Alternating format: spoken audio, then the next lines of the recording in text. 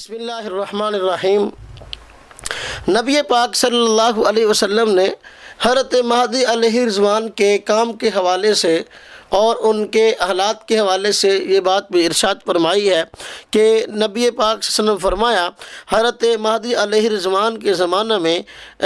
قبیلہ بنی کلب سے جنگ ہوگی۔ سفیانی نامی آدمی مقابلے پہ آئے گا اور اس کو سخت شکست ہوگی، اور اس وقت قبیلہ بنی کلب کے لوگ شکست خوردہ ہو کر بھاگیں گے یا قتل کر دیے جائیں گے، ان کی عورتوں کو غلام بنا لیا جائے گا اور بہت زیادہ مال غنیمت مسلمانوں کو حاصل ہوگا۔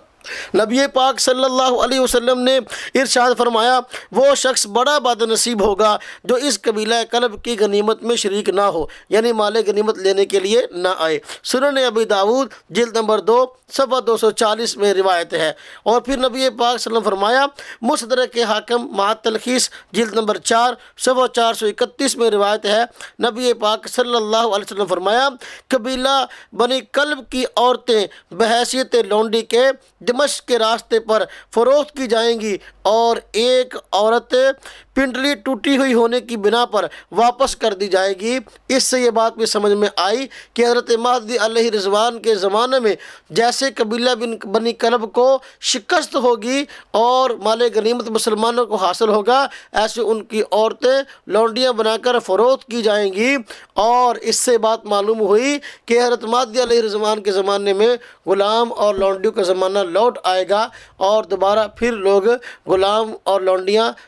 جو بد فطرت لوگ ہوں گے، مخالفین ہوں گے، ان کے افراد کو غلام اور لونڈیاں بنایا جائے گا۔ دیکھو یہ لوگ جو جھوٹے مدعیان مہدویت گزرے ہیں، ان کے زمانے میں یہ بات پیش نہیں آئی، نہ تو قبیلہ بنی کلب سے لڑائی ہوئی، نہ لوگوں نے اس کی غنیمت کے لیے کوشش کی، اور نہ ہی ان کی عورتیں جو ہے وہ